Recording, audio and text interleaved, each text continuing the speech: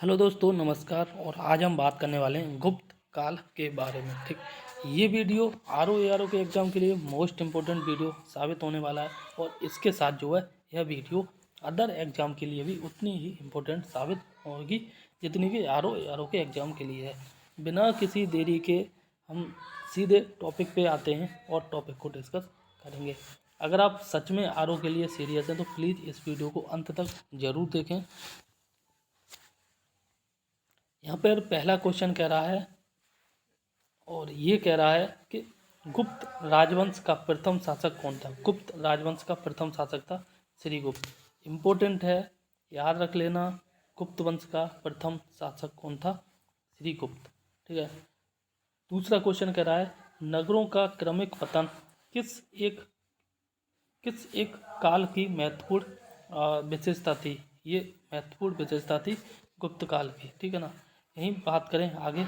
इसमें कह रहा है कि प्राचीन भारत में किस वंश का शासनकाल जो है स्वर्ण युग कहा जाता है। तो ये कहा जाता है गुप्त वंश का शासनकाल। ठीक, यहीं पर नेक्स्ट क्वेश्चन के बारे में बात करें। ये कह रहा है गुप्त वंश को किस अवधि तक शासन किया था। ठीक है ना। गुप्त वंश का मतलब शासनकाल जो है कब तक चला था, तो ये चला था 275 से 550 ईस्वी तक। भारत का नेपोलियन किसे कहा जाता है? समुद्रगुप्त को। ये मोस्ट इम्पोर्टेंट क्वेश्चन है, अक्सर एग्जाम में देख लिया जाता है। भारत का नेपोलियन जो है समुद्रगुप्त को कहा जाता है। ठीक, यहाँ पे आगे कह रहा है, और ये कह रहा है समुद्रगुप्त प्रथम जो है गुप्त शासक था या गुप्त वंश का शासक था, जिसने जो है परम भागवत की उपाधि धारण की थी। और इसके बाद गुप्त शासक चंद्रगुप्त द्वितीय ने भी जो परम भागवत की उपाधि धारण की थी। कहने का मतलब है समुद्रगुप्त जो प्रथम था इसने परम भागवत की उपाधि धारण की थी, और इसके बाद जो है चंद्रगुप्त द्वितीय ने भी परम भागवत की उपाधि धारण की थी। चंद्रगुप्त द्वितीय ने जो है विक्रमादित्य की उपाधि भी धारण की थी।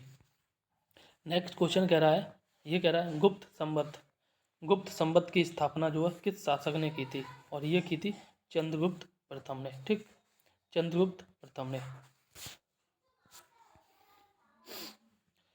नेक्स्ट क्वेश्चन कह रहा है कि किस गुप्त राजा भी एक अन्य नाम या देवगुप्त था। ठीक है ना। तो ये था चंद्रगुप्त द्वितीय। चंद्रगुप्त द्वितीय का एक दूसरा नाम था जिसका जो नाम था देवगुप्त। ठीक है। इसी प्रकार से गुप्त काल में उत्तर भारतीय व्यापार किस पत्तन से संचालित होता था? ये ताम्रलिप्ति से संचालित होता था। एंड नेक्स्ट क्वेश्चन कह रहा है इलाहाबाद स्तंभ अभिलेख ये प्रयाग प्रशस्ति से जो है समुद्रगुप्त के शासनकाल तथा सैन्य अभियान के विषय में जानकारी जो है मिलती है। ठीक, नेक्स्ट क्वेश्चन कह रहा है, और ये कह रहा है किस गुप्त शासक ने सर्वप्रथम सिक्के जारी किए थे? ये जारी किए थे चंद्रगुप्त प्रथम ने। ठीक, नेक्स्ट क्वेश्चन कह रहा है गुप्तकालीन स्वर्ण मुद्रा को क्या कहते हैं? दीनार कहते हैं। और दिल्ली की कुब्बत उल इस्लाम मस्जिद के प्रांगण में स्थित प्रसिद्ध लौह स्तंभ है किसकी स्मृति में बनाया गया? ये जो चंद्रगुप्त द्वितीय या चंद्रगुप्त विक्रमादित्य की स्मृति में बनाया गया। ठीक है ना। नेक्स्ट क्वेश्चन कह रहा है कि किस शासक को शक विजेता कहा जाता है? और ये जो है ये चंद्रगुप्त द्वितीय को शक विजेता कहा जाता है। किसे कहा जाता है? चंद्रगुप्त द्वितीय को। चंद्रगुप्त द्वितीय का एक अन्य नाम है विक्रमादित्य, या कह सकते हैं चंद्रगुप्त द्वितीय ने जो है विक्रमादित्य की उपाधि धारण की थी। गुप्त शासकों की प्रमुख उपाधियों के बारे में यहाँ बात करेंगे। ठीक है ना। किस गुप्त शासक ने कौन सी उपाधि धारण की थी? इंपॉर्टेंट क्वेश्चन है, याद करके रखना। सबसे पहले बात करेंगे श्रीगुप्त की। तो श्रीगुप्त ने एक उपाधि धारण की थी आदिराज, और एक दूसरी उपाधि धारण की थी महाराज। ठीक, इसी प्रकार से हम बात करते हैं चंद्रगुप्त द्वितीय। तो चंद्रगुप्त ने जो है विक्रमादित्य की उपाधि धारण की थी और एक विक्रमांक की उपाधि धारण की थी। स्कंदगुप्त की बात करें तो ये शक्रादित्य की उपाधि धारण की थी और शक्रोपम की उपाधि धारण की थी। वहीं समुद्रगुप्त की बात करें तो इसने जो है पराक्रमांक की उपाधि धारण की थी। कुमारगुप्त ने महेंद्र द्वितीय की उपाधि धारण की थी, और चंद्रगुप्त प्रथम गुप्त वंश के दो राजा थे, एक चंद्रगुप्त द्वितीय था और एक चंद्रगुप्त प्रथम था, ठीक है ना। और जो चंद्रगुप्त प्रथम था इसने जो महाराजा अधिराज की उपाधि धारण की थी। इंपॉर्टेंट है, चाहो तो स्क्रीनशॉट ले लेना या फिर जो है आप इनको नोट डाउन कर लेना अपने नोट्स में, लेकिन इम्पोर्टेंट है। सबसे ज़्यादा जो है चंद्रगुप्त द्वितीय की पूछी जाती है कि इसने जो है कौन सी उपाधि धारण की थी, ये विक्रमादित्य की उपाधि धारण की थी। और एक समुद्रगुप्त वाला भी पूछ लिया जाता है, भारत का नेपोलियन कौन है, समुद्रगुप्त है और इसकी उपाधि ये है पराक्रमांक, ठीक। अब हम बात करते हैं आगे, यहाँ पर नोट्स के रूप में लिखा है कि मध्य प्रदेश के रीवा जिले में स्थित सुपिया का लेख में गुप्त वंश को घटोत्कच वंश कहा गया है, ठीक है ना।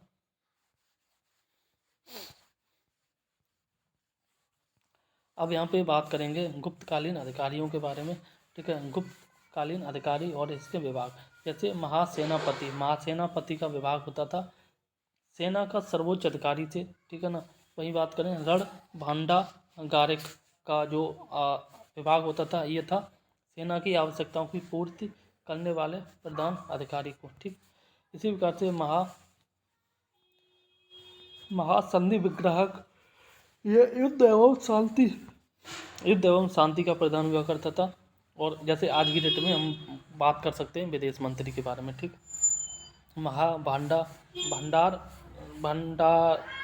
भंडागाराधिकार, ठीक है ना, ये जो है इसका संबंध था राजकीय कोष का प्रधान हुआ करता था। महाअक्ष पटलेख का जो विभाग हुआ करता था ये था अभिलेख विभाग का प्रधान हुआ करता था। नेक्स्ट की अगर बात करें तो ये सर्व अध्यक्ष, ये जो केंद्रीय सचिवालय का प्रधान हुआ करता था। महाप्रतिहार, ये राज प्रसाद का मुख्य सुरक्षा अधिकारी हुआ करता था। ध्रुवाधिकरण, इसका जो संबंध था वो इम्पोर्टेंट नहीं है, बस पढ़ लो आप, ठीक है ना। भूमि कर वसूलने वाले विभाग का प्रधान हुआ करता था, ठीक है ना। इसी प्रकार से नेक्स्ट की बात करें तो ये जो है अग्रहारक का जो संबंध था, ये संबंध था दान विभाग का प्रधान हुआ करता था। महाबली अधिकृत का संबंध जो है ये सेनापति या सर्वोच्च अधिकारी हुआ करता था। महादंडा नायक, ये जो है न्यायाधीश हुआ करता था। और दंड पाक्षिक, ये जो है पुलिस विभाग का सर्वोच्च अधिकारी हुआ करता था। आगे बात करें विनय स्थिति स्थापक के बारे में तो ये शिक्षा का अधिकारी हुआ करता था, ठीक। इसी प्रकार से हम नेक्स्ट क्वेश्चन के बारे में बात कर लेते हैं। यहाँ पे जो है श्रीगुप्त में अपनी आयुर्विज्ञान विषयक रचना के लिए कौन प्रसिद्ध था, ये सुश्रुत प्रसिद्ध था। वहीं बात करें चंद्रगुप्त के नवरत्न में से कौन जो है फलित ज्योतिष से संबंधित था, ये था छपड़क। नेक्स्ट क्वेश्चन कह रहा है चंद्रगुप्त द्वितीय, इसका जो कार्यकाल था ये 375 से 415 ईस्वी के बीच रहा था। स्वयं एक विद्वान था एवं विद्वानों का आश्रयदाता था। कौन? चंद्रगुप्त द्वितीय को ही विक्रमादित्य के नाम से भी जानते हैं, ठीक, या विक्रमादित्य की इसने उपाधि धारण की थी। उसके दरबार में 9 विद्वानों का एक समूह था जिसे नवरत्न निवास करता था या नवरत्न कहा जाता था, ठीक। इसमें जो कालिदास थे, धन्वंतरी थे, छपड़क थे, शंकु थे, ठीक है ना, बेताल भट्ट थे, अमर सिंह थे, घटपर्कर थे, बहार मेहर थे और एक वर रुचि थे जैसे विद्वान थे, ठीक है ना। एक क्वेश्चन बनता है कि जो कालिदास है, ये कालिदास जो किसके दरबार में राजकवि थे? ये चंद्रगुप्त द्वितीय विक्रमादित्य के दरबार में राजकवि थे। नेक्स्ट क्वेश्चन कह रहा है कि शक एवं गुप्तों वंशों के मध्य कितना अंतर है? करीबन 242 वर्ष का अंतर है। गुप्तकालीन रजत चांदी को बोलते हैं, रजत मुद्राओं को क्या नाम दिया गया था? ये रूपक नाम दिया गया था। वहीं बात करें कुमारगुप्त जो है कुमारगुप्तकालीन मंदसौर अभिलेख में किस श्रेणी का उल्लेख किया गया? ये तंतुवाय श्रेणी का उल्लेख किया गया है। अब हम बात करते हैं नेक्स्ट पेज पे, और यहाँ पे कह रहा है कि गुप्त काल की जो कृषि व्यवस्था का महत्वपूर्ण लक्षण क्या था? महत्वपूर्ण लक्षण था सामंतवाद का प्रारंभ, ठीक है ना। गुप्त काल की कृषि व्यवस्था का महत्वपूर्ण लक्षण क्या था? सामंतवाद का प्रारंभ हुआ था, ठीक है ना। अब गुप्तकालीन भूमि वर्गीकरण के बारे में बात करेंगे तो यहाँ पे जो है क्षेत्र के बारे में कहा गया और क्षेत्र का संबंध, ठीक है ना। जैसे क्षेत्र के किसे कहते थे? खेती करने योग्य भूमि को जो है क्षेत्र कहते थे उस समय। वास्तु जो है ये निवास करने योग्य भूमि को कहते थे खिल। खिल जो है ये जो भूमि कृषि योग्य नहीं होती थी उसे कहते थे। और अप्रहत ये जंगली भूमि को कहते थे।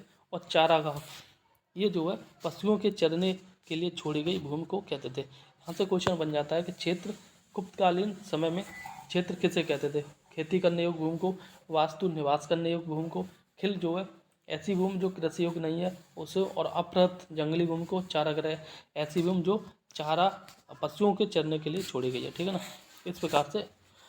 अब नेक्स्ट बात कर लेते हैं। इसमें कह रहा है कि किस शासक ने जो है 4 अश्वमेध यज्ञ किए थे? ये किए थे प्रवरसेन प्रथम ने। ठीक, इसी प्रकार से कायस्थ शब्द का उल्लेख जो है किस ग्रंथ में मिलता है? ये मिलता है मुद्रा राक्षस में। वही बात करें ईंटों से निर्मित गुप्तकालीन मंदिर कहाँ स्थित है? ईंटों से निर्मित जो है गुप्तकालीन मंदिर ये जो है आपका बिठूर में स्थित है। कहाँ पे स्थित है? बिठूर। और बिठूर कहाँ पे है? कानपुर में स्थित है। ठीक, ये मोस्ट इम्पोर्टेंट क्वेश्चन है कि ईंटों से निर्मित, या ऐसे क्वेश्चन बनता है गुप्तकालीन मंदिर या प्रथम गुप्तकालीन मंदिर जो ईंटों से निर्मित किया गया कहाँ पर स्थित है? ठीक है ना, ये कानपुर में स्थित है, कानपुर बिठूर में है। ठीक, आगे यहाँ पे बात कर रहा है कि कुमारगुप्त के समय में ही मध्य भारत में रजत सिक्कों या मयूर शैलों में प्रचलन था। ठीक है ना, उसने महेंद्रादित्य की उपाधि धारण की थी और नालंदा विश्वविद्यालय की स्थापना जो है कुमारगुप्त के शासनकाल में की गई थी। यहाँ एक क्वेश्चन बनता है कि नालंदा विश्वविद्यालय की स्थापना किसके शासनकाल में हुई थी?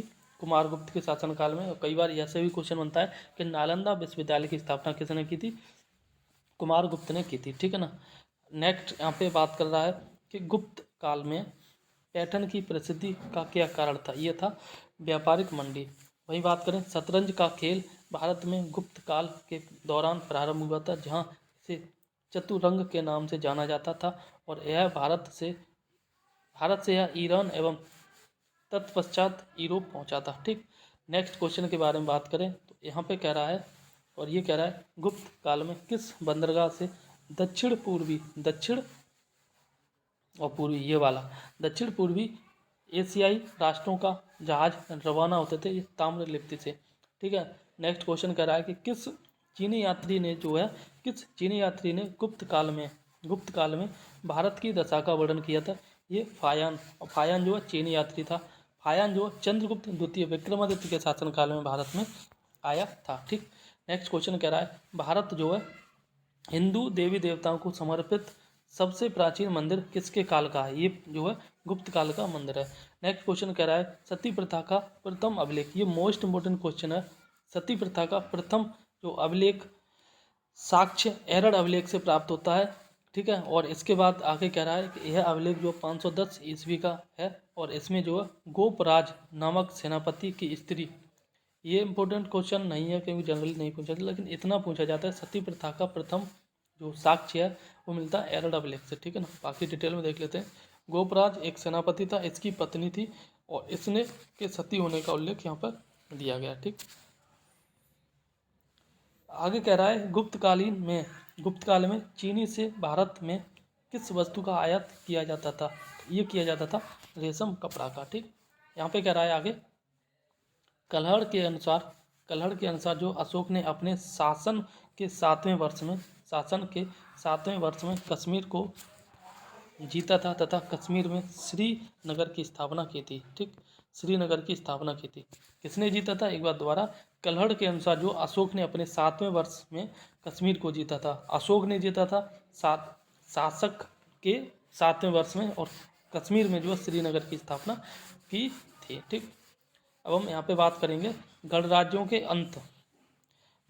के अंत के लिए कौन उत्तरदायी था? ये जो है समुद्रगुप्त उत्तरदायी था। वहीं बात करें गुप्त काल का प्रसिद्ध खगोल शास्त्री जो ये था आर्यभट्ट, और गुप्तकालीन चित्रकला का उत्कृष्टतम रूप मिलता है अजंता। ठीक है ना, वहीं बात करें आगे नेक्स्ट में तो ये विशाख दत्त कृत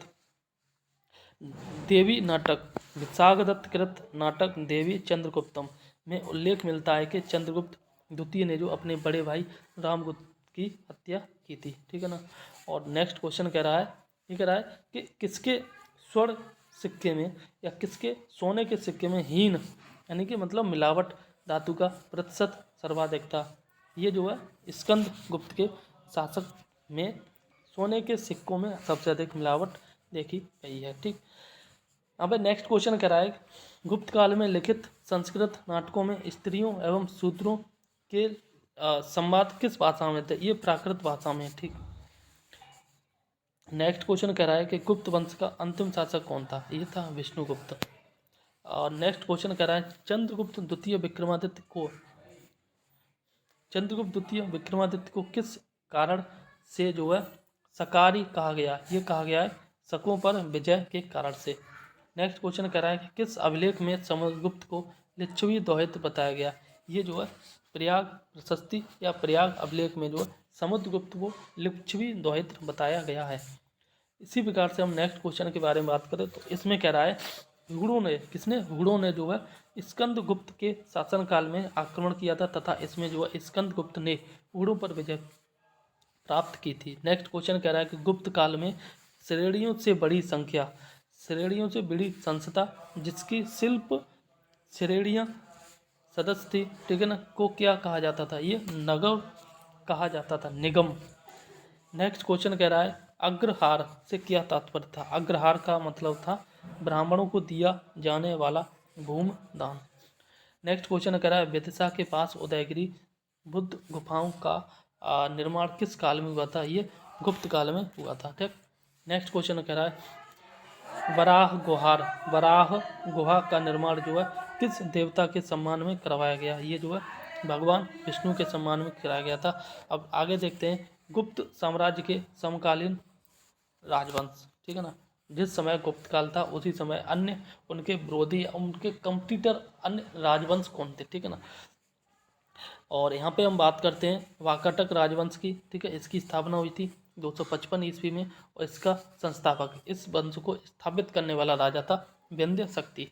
इसी प्रकार से 330 ईस्वी में जो सर्वसेन था। ठीक, नेक्स्ट राजवंश की बात करते हैं, इसका नाम है नाग राजवंश।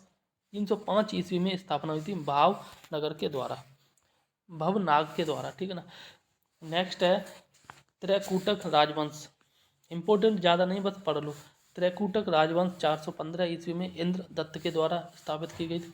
हूण राजवंश की स्थापना जो है 500 ईस्वी में तोरणमाण के द्वारा की गई थी। और आगे सालंकायन राजवंश की स्थापना जो 300 ईस्वी पूर्व में देववर्मन के द्वारा की गई थी। ठीक, इसी प्रकार से नेक्स्ट अगर हम बात करें तो ये है विष्णुकुंडिन राजवंश की स्थापना 475 ईस्वी में विक्रमेंद्र प्रथम के द्वारा की गई थी। और माथुर राजवंश की स्थापना 325 ईस्वी में अच्युत के द्वारा और 350 में जो शंकर वर्मन के द्वारा की गई थी। मतलब इस राजवंश की 2 बार स्थापना की गई थी।